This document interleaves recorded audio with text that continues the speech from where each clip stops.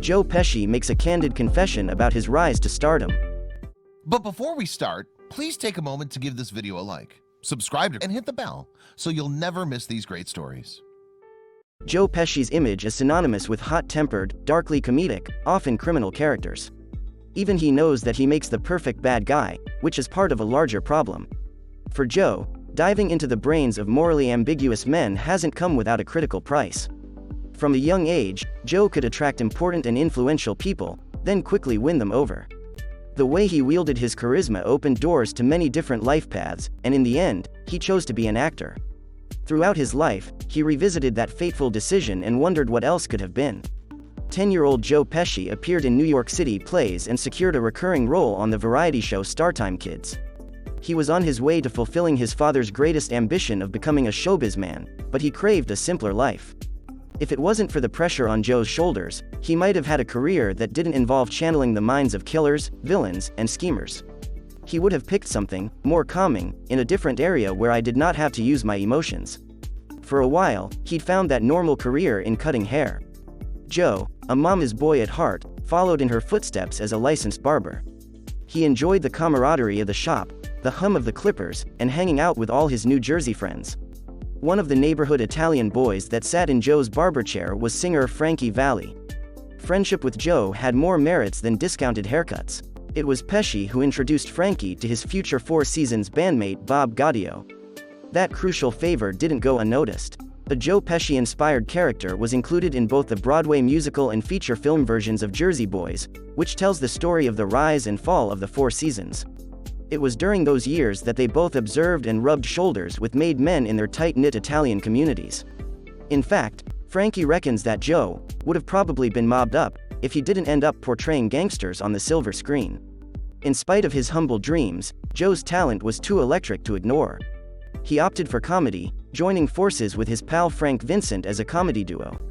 They played the New York club circuit, staying friends all the way through their later box office smashes. Success came gradually for Joe. At one point, he was forced to move back to New York from Los Angeles out of financial necessity. There he managed a restaurant for a living.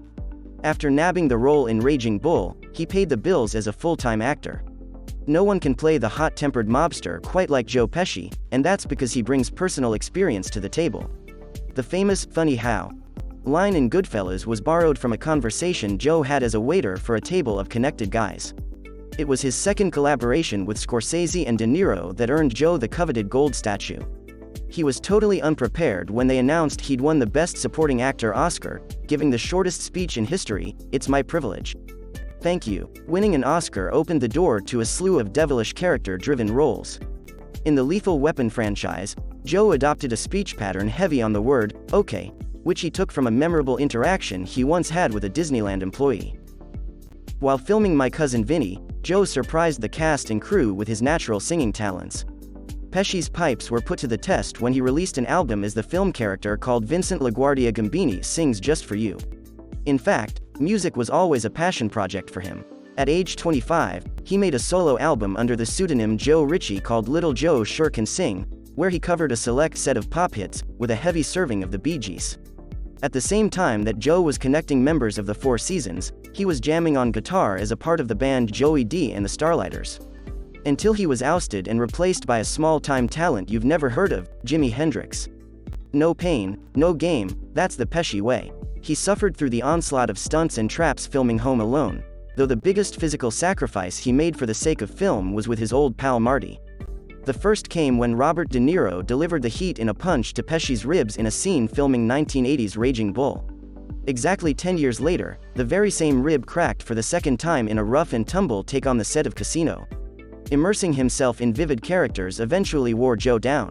During a golf game, he had an identity crisis. He thought, "I didn't know who the hell was about to hit that golf ball. Was it Leo Getz or David Ferry or Tommy or Harry or Joe?"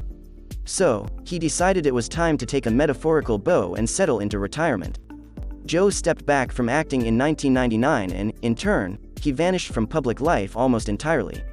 Many tried to coax him back with tempting fill roles, very few succeeded. One rare sighting was during his ex-wife Claudia Harrow's attempted murder for hire trial. In a plot straight out of a Pesci movie, Joe, clad in all black, entered the courtroom flanked by a nun dressed in white.